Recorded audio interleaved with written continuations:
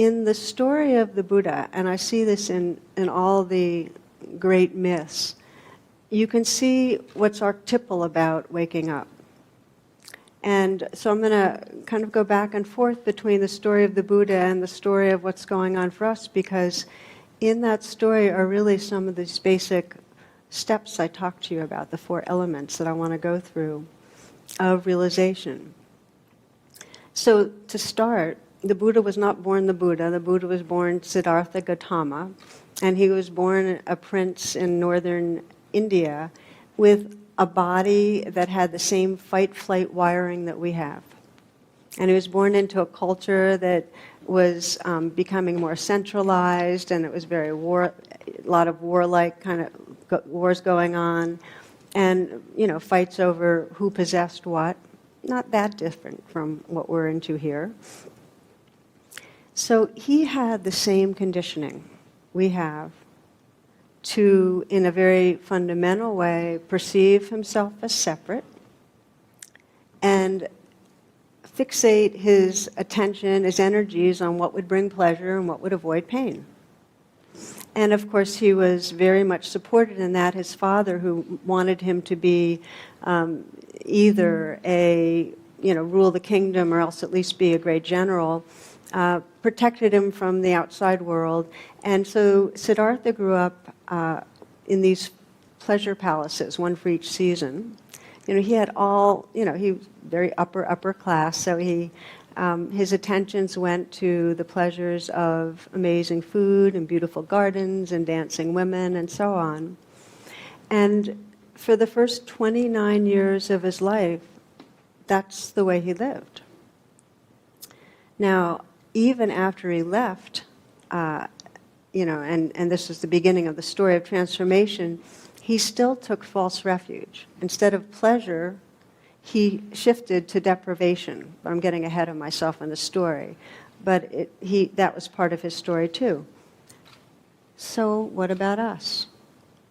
We come into this world and we are designed to experience who we are as separate, so that there's a self in here and a world out there, and we need stuff to feel better, and we want to protect against what might hurt us.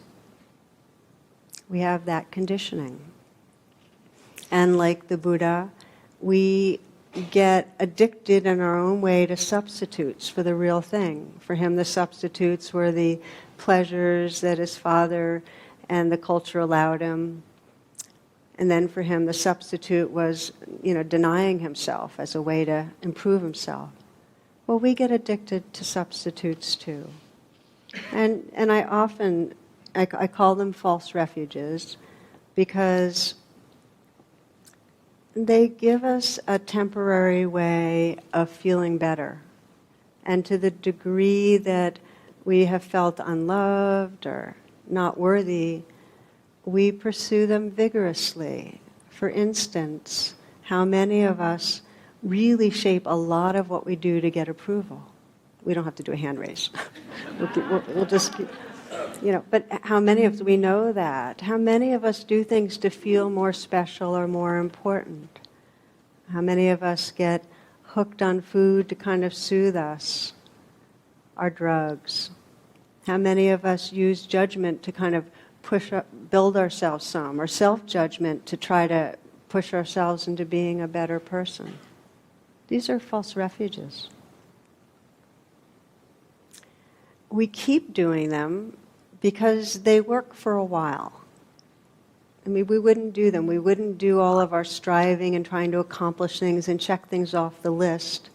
I know for myself, every time I am able to check something off the list, I do get this, okay, that's done. And it lasts for about a minute and a half until my mind's fixated on the next thing that has to be done. But they work in some ways. One of the stories I like, the false refuge stories I like, is about a clerk in a supermarket. He's actually the produce guy, and some man comes up to him in the produce department and asks for a half a head of lettuce. And this guy says, "We don't do that."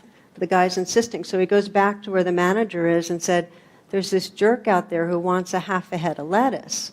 Then he looks over his shoulder and the man is standing there and he goes, and this fine gentleman is asking for the other half. So a little later in the day, his manager said, son, I like the way you dealt with that. I like a guy that can think on his feet. Where are you from? And he said, Canada. He said, well, what got you to move down here? He said, oh, Canada. All there are whores and hockey players up there. The guy said, well, my wife comes from Canada. And the guy said, oh, what team did she play for? So he was clever, he was quick. And, it's fun to listen to, but how many of us are really try to use our cleverness, our intelligence, or figuring out to prove something so that we feel better about ourselves, and then we have to keep on proving it and keep on proving it.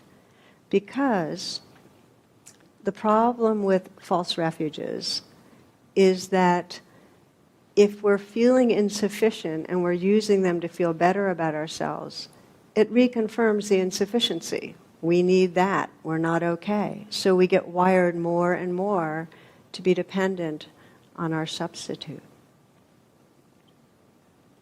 Okay, so the Buddha caught up in his false refuges, we in ours, living in a kind of trance where we're forgetting what really matters. And day by day, we might sit here and remember what matters, but how many moments of the day are we caught in some sense of shoulds and expectations and trying to dig ourselves out? A lot of moments. Now, this is what we might call the forgetting. We do have a built-in sensor for remembering. And what starts to wake us up is we just start getting the suffering of it. That we've spent a lot of time proving ourselves and feeling like the suffering of not really feeling confident in a very deep way. Or maybe it's an addiction to substance and really getting it, that it's keeping us from intimacy. But some suffering wakes us up. That's what suffering does.